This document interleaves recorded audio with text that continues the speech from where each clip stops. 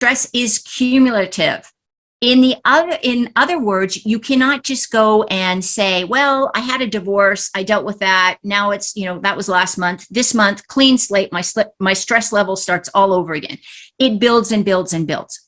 So what we can do to offset that is definitely looking at building up our ability to manage stress before we get to the stress point. In other words, building up our sense of hardiness or resilience. So that's what I'm going to focus on today. So resilience to me is the ability to get up when you're knocked down and to not just survive, but to thrive moving forward. What stress is, or what resilience is not, and I want to be really clear on this, what resilience is not is fake it till you make it. It is not putting your head in the sand and sticking your you-know-what in the air and pretending like bad things don't happen to you. And it is definitely not toxic positivity where everything is fine and we just look for the silver linings in everything. Resilience is recognizing those negative things that happen and then definitely having a plan, a goal, a strategy, and a way that we know in our hearts and in our being, in alignment with our values, that we are going to be able to pick ourselves up, dust ourselves off, and move forward. And there are definitely strategies that we can use. So one of the things that I use with my clients is called the Hardiness Resilience Gauge, which is an actual scored, standardized, validated, normed test that is actually comprises of multiple choice question. So what I want to do is I want to share the 3 areas that assessment actually pulls out in your life right now, how you are. The other thing I want to talk about, or just really quickly point out, is that you often overestimate, not you, me, everybody, human beings, often overestimate their level of resilience.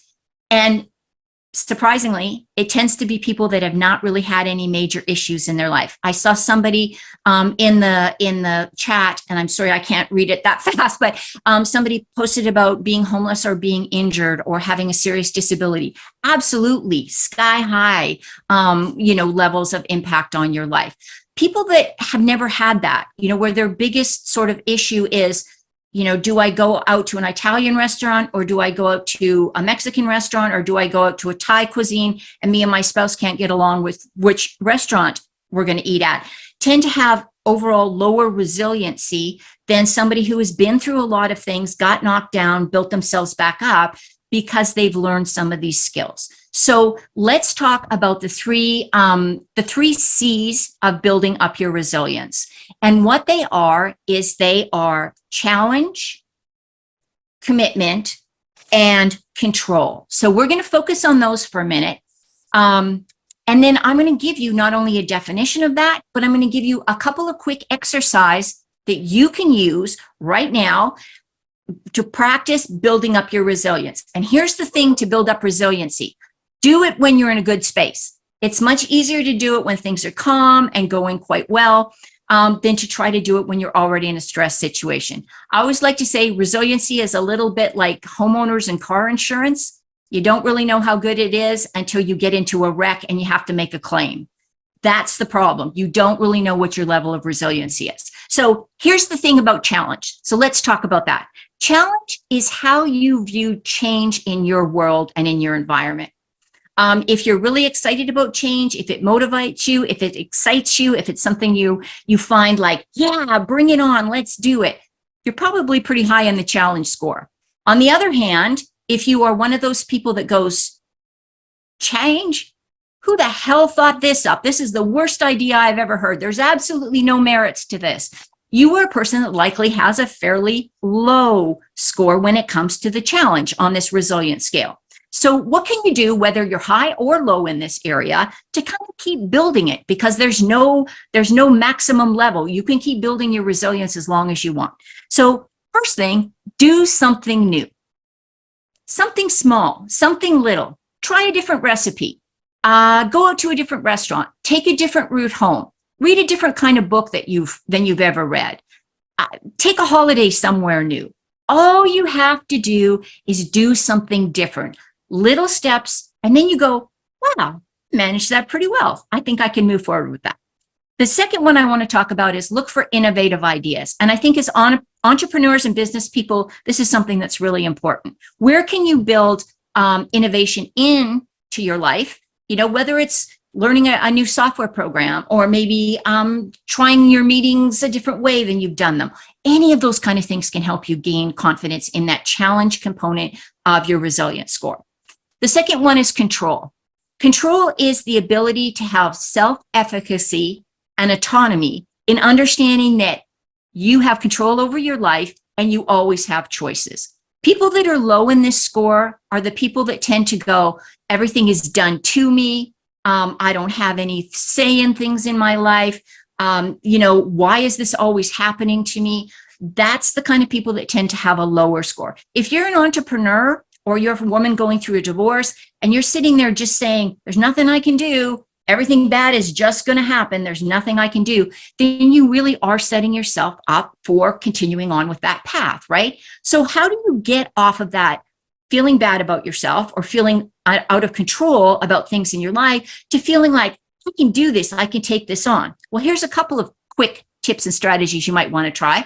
First thing, do a strengths and weakness assessment on yourself.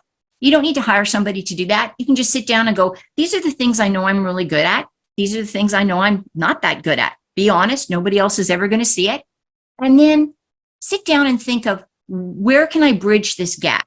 What do I need to do to move those weaknesses, maybe not all the way over into my strengths column, but at least build it up? Take a course, listen to podcasts, hire a coach, whatever it may be. There's little things that you can do. Or maybe it's something as simple as reading a book or reaching out and asking somebody for help and support. Those are all things that you can do to help you build control because you are making progress. The second one is when you do feel that you're in a state of being in control, just sit in it. Feel it in every sense of your being. What does it feel like when you're in control? How does your body feel? What are your thoughts about yourself and being in control? And how are you going to be able to capture that and hold that so when you start to feel out of control, you can pump yourself back up by bringing that feeling, that thought, that impression back into your mind. As an NLP practitioner, totally believe in that. I hope you do too, because it really has power. I do want to read one quote, which is why I'm flipping this card around. And I had to write it down so I didn't misspeak it. But I think this kind of sums up the whole idea of control. The only person you are destined to become is the person you decide to be. And that is Ralph Waldo Emerson. I love that quote. It's on the back of my business card because I really believe it. Okay, so the last one, and I'm cautious of the time here, the last one I want to talk about is commitment. And commitment is about, how do you really live your life? Do you see your life as something that is purposeful and meaningful and satisfying and fulfilling? Or do you see your life as something like, I'm just going to get through this day by day. Please, Lord, don't let it get any worse than it was yesterday. If those are your kind of thoughts, you do not have a high commitment score. Your commitment is your commitment to yourself and your life that you want to live. So what do? Whether you got a high or low score, again, there's no ceiling. You can keep going as much as you want with this. So what do you need to do to help build up that sense of commitment? Well, here's one thing. Create a bucket list. And I'm not talking, there's lots of great movies about this bucket list stuff, and there's lots of people that do wild and wacky things with their bucket list. But sit down and write from the heart, just a bunch of things that you would like to do. Maybe it's travel. Maybe it's, reconnect with friends. Maybe it's spend time doing volunteering. Maybe it is skydiving. Who knows what it is? But write it down. And if you are a vision board person, create a vision board. Make it visible. Make it real. The more you let it just float around as this airy fairy thing, well, maybe one day when I get X amount of money in the bank, I might do that. Make it part of your mission to get your life to that point where you can do that, because that's going to really motivate you, help you build that resilience, help you see that you got a future, you got control, and you are okay with change. Kind of ties all three of them in, right? The second one that I think is really important is get in touch with something from your past that brought you joy, that you've let drop off somewhere along the line. Maybe as a kid, you used to love to go outside and run around barefoot in the grass. Maybe you used to love to do art and somebody told you one time, yeah, you're not very good at that. So you just threw it away and you never did it. Bring that stuff back that brought you joy in the past, because what motivated you in the past is going to motivate you today. And if it doesn't, don't worry about it. Pick something else, find something else to do.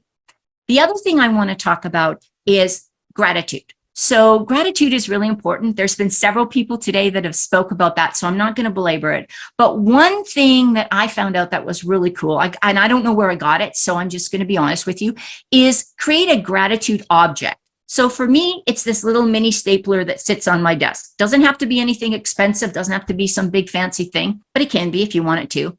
And what the idea of this gratitude object is that every time your gaze passes across that object, you stop and you think of one thing that you are grateful for right now in this very second that you are seeing this object. So it's a mindfulness exercise that's a little different than a gratitude journal where you wait till the end of the day and write it up, but that's good too. Hey, whatever works for you.